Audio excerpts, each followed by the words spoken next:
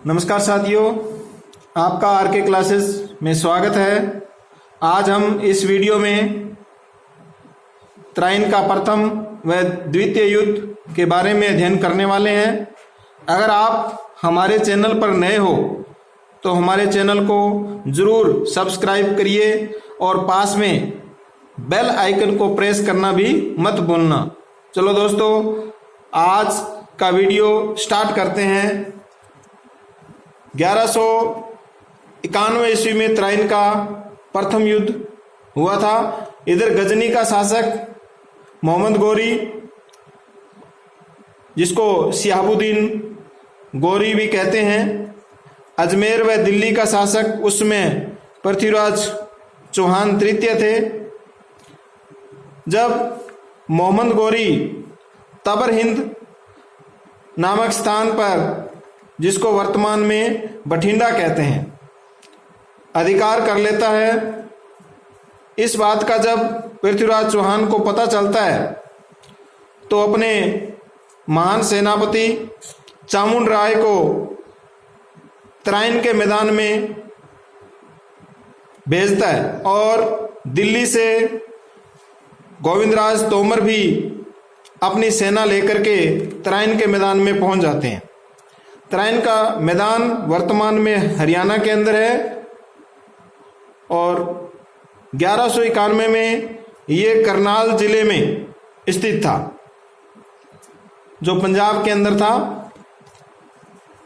इस युद्ध में दोनों सेनाओं के बीच में भीषण युद्ध होता है।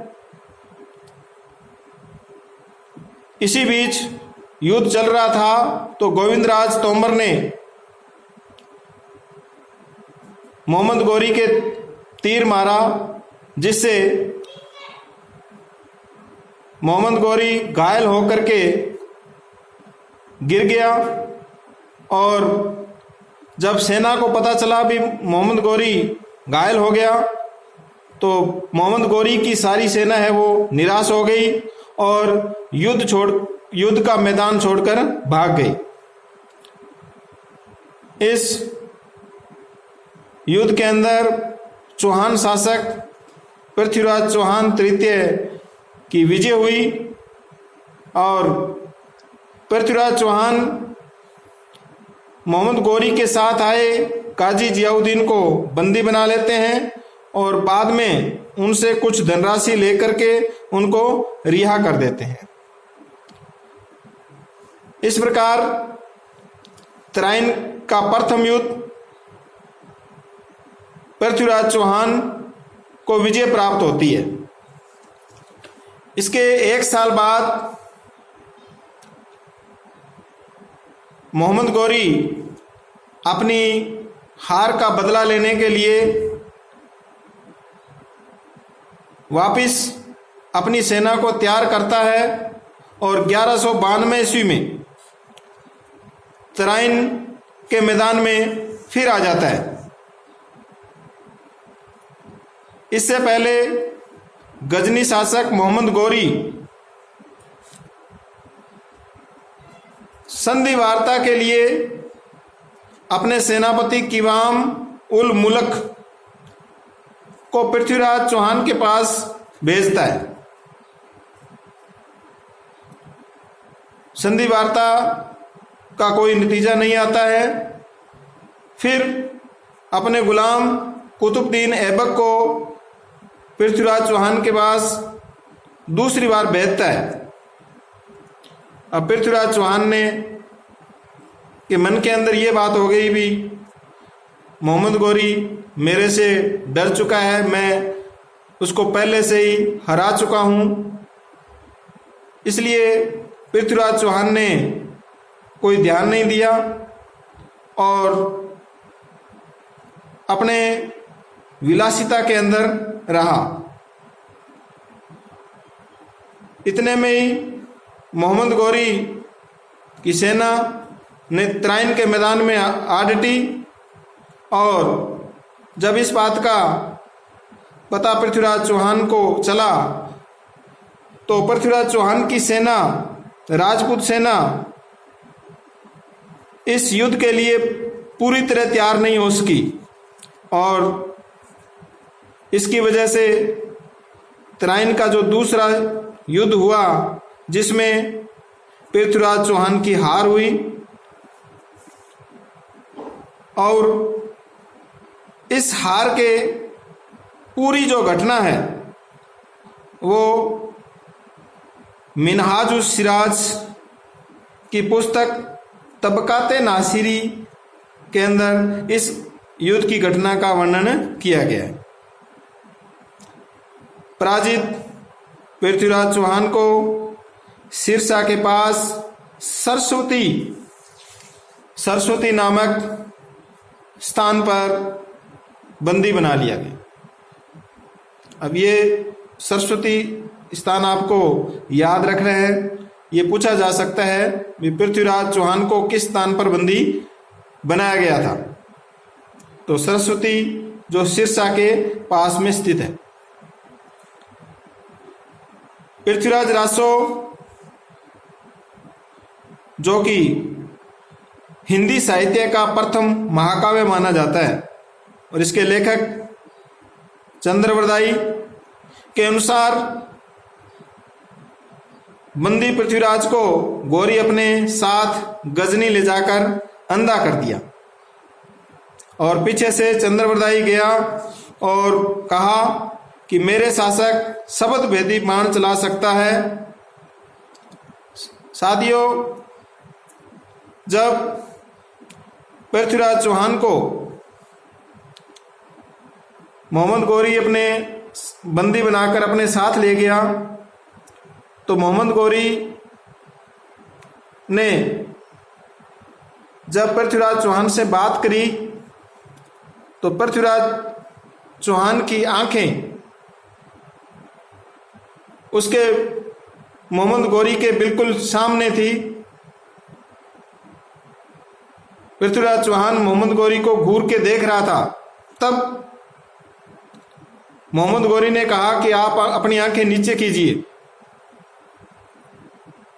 तो पृथ्वीराज चौहान ने कहा हम आंखें नहीं झुका सकते। इस बात से क्रोध में आकर गौरी ने पृथ्वीराज चौहान की सरिये से आंखें हैं वो फुड़वा दी और उसको पूरी तरह अंधा कर दिया। जब एक बार धनुष प्रदर्शन किया जा रहा था तब चंद्रवरदाई ने जो उसमें पृथ्वीराज चौहान के साथ ही था गौरी को कहा कि मेरा शासक पृथ्वीराज चौहान भी इस प्रतियोगिता में भाग लेगा। तो मोहम्मद गौरी ने कहा वो तो अंधा है, वो कैसे तीर चलाएगा। तो चंद्रवरदाई ने कहा मेरा शासक है वो शब्द भेदी बाण चला सकता है। तो मोहम्मद गौरी ने आज्ञा दे दी भाग लेने के लिए और एक घंटा है वो बांध दिया गया जिसको बजा करके उस पर तीर चलाना था। इसी समय चंद्रवरदाई ने अपनी कुछ पंक्तियां कही।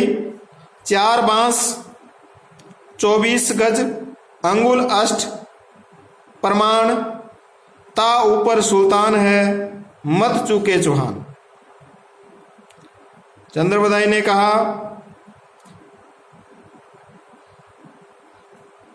4 बांस 24 गज ये अंगुल अष्ट प्रमाण यानी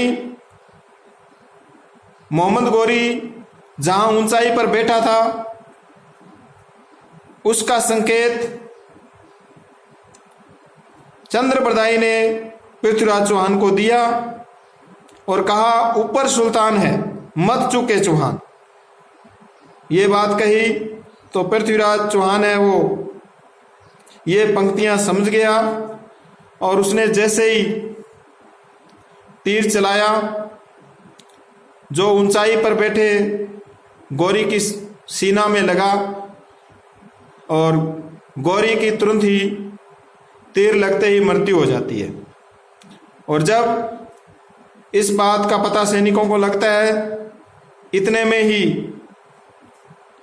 चंद्रबरदाई और पृथ्वीराज चौहान एक दूसरे के छुरा मार लेते हैं और उसी स्थान पर आत्महत्या कर लेते हैं।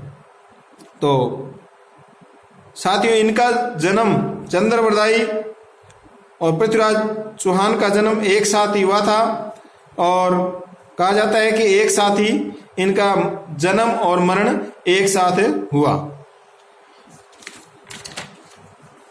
कुछ इतिहासकार, जिसमें हसन निजामी, ये मानते हैं कि पृथ्वीराज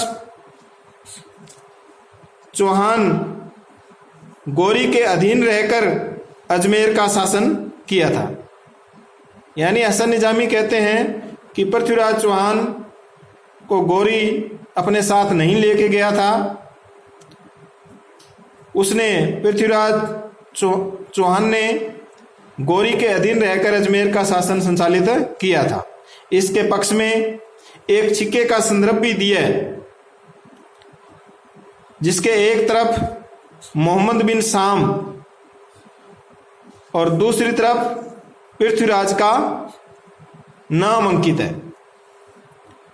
तो इस बात का आपको ध्यान रखना है, ये बहुत ही महत्वपूर्ण यहां प्रश्न बनता है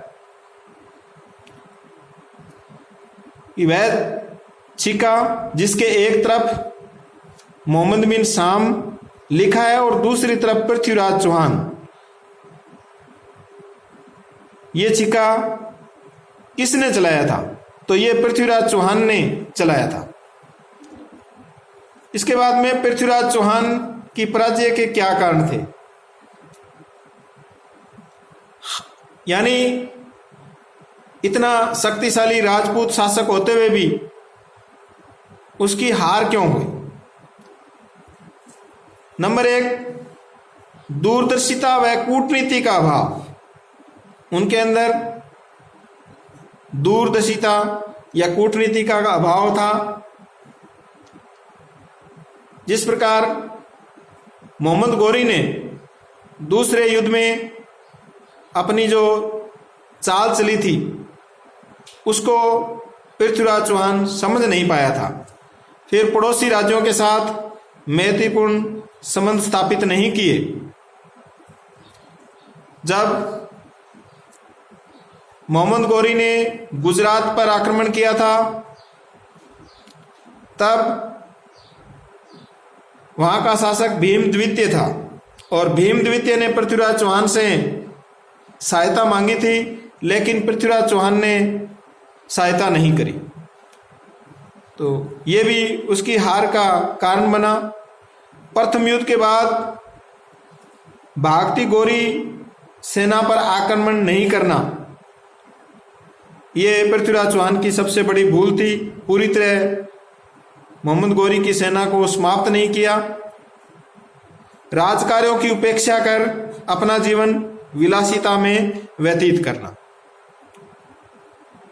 जो सेना को मजबूत करना था, राजकीय कार्य करने थे, उनकी ओर ध्यान न देकर संयोगिता की विलासिता के अंदर अपना समय व्यतीत करना शुरू कर दिया, जिसका फायदा मोहम्मद गौरी ने उठाया। तो दोस्तों, अगर आपको ये वीडियो अच्छा लगा हो तो इस वीडियो को जरूर लाइक व शेयर करें, क्योंकि ज़्यादा से ज़्यादा आप इस चैनल को सब्सक्राइब करोगे तो मैं आने वाले दिनों में रीट लेवल फर्स्ट और सेकंड तथा फर्स्ट ग्रेड के वीडियो भी बहुत ही बढ़िया शानदार तरीके से इस चैनल पर आपके लिए प्रस्तुत करूंगा। धन्यवाद।